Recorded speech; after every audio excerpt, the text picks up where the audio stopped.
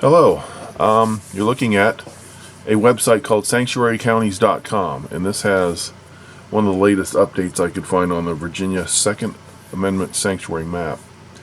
And so this video is about what they're doing and how they should and can take it further to win. Because some people have said that by doing these Second Amendment sanctuary counties that they're doing, and some of them are called constitutional zones, that they're only doing this out of symbolism, and I hope that's not true, because symbolism isn't going to work. So my video is about how they can carry it forward from this. I was definitely inspired by what they're doing to come up with a plan that I've come up with. So this last update is basically you got 73 counties. All the green has passed resolutions, and that's the county governments, against what the governor and the legislature wants to do as far as gun control laws. They haven't even passed a single law, but they got on their soapbox and said, we're going to do this, and this to you guys. And that got a sharp response. We haven't seen anything like it yet in the country. And I'm coming from Washington State, where we've seen much of what they're doing already. And Washington, the counties have not stood up this sharply. We've had sheriffs come out and say that they weren't going to enforce it until the case is decided in court. So we're waiting on that. So definitely not as a sharp as a response as Virginia. Thank God for Virginia. So you have 73 counties. This like I said, it's not completely updated. They're having more meetings. All this orange has probably gone green by now, or will in next week. And so the blue is, and I think that's where the capital is. The blue, very few areas are for no action, or they're either they don't want to get involved or they support what the governor's doing. So here is my plan. Let me bring it up.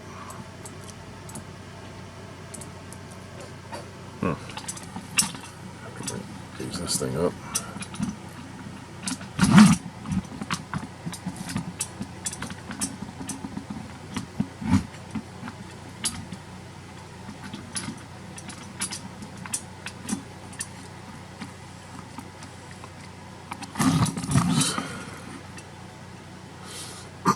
Okay, I don't know if you can read this, but it's called How a State Can Defeat Tyranny Coming from the Governor and Legislature, the Virginia Model and Beyond, because Virginia is a start, but it's not a finish. It doesn't go far enough.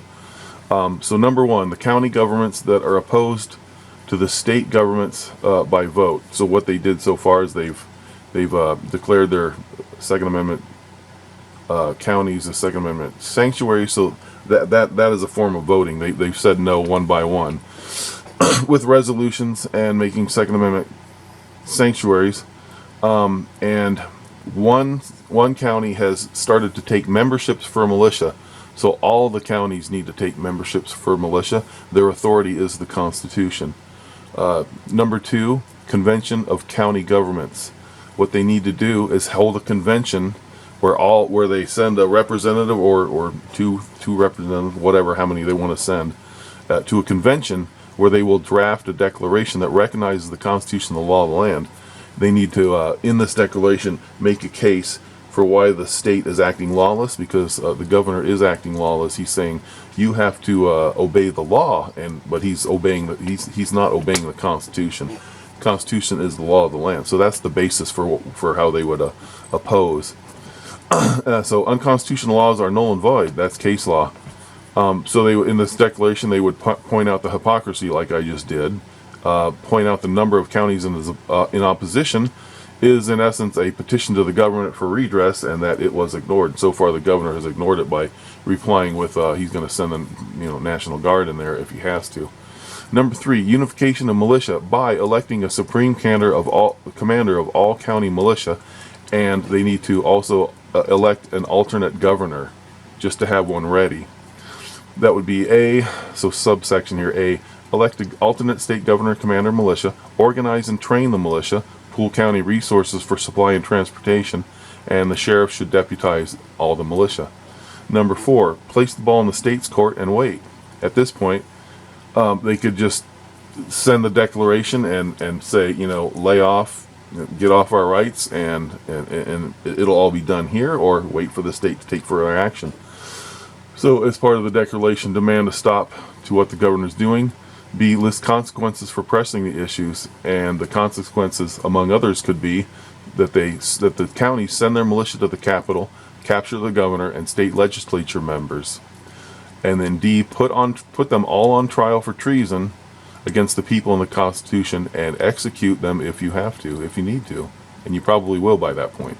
Post-war, install the governor that was voted on by the counties.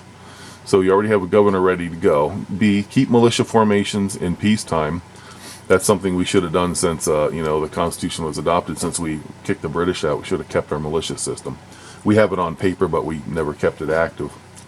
And recently, people formed citizens militias, and they've kind of kept it alive a little bit. But at the county level, it just kind of atrophied. So keep the militia formations in peacetime. Elect new legislature, because some of them are going to be gone. You wouldn't have to elect them all, just the ones that are no longer there. Make changes to the state constitution so this baloney can't happen again. The considerations would be the National Guard. In Virginia, I think it's safe to say that a majority of the Guard, a high majority, would stand down and not fire on the people, and they would probably join the counties in rebellion.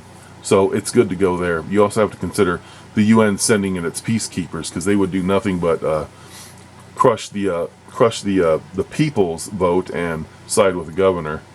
You just might need to have some more ammunition on hand. That could be your only consideration. Federal involvement, you'd have to consider federal involvement. It's a good time with Trump in charge, because he probably wouldn't come down on the counties. He might even go against the governor, and I think that he could. Dealing with the leftists in the state after the war.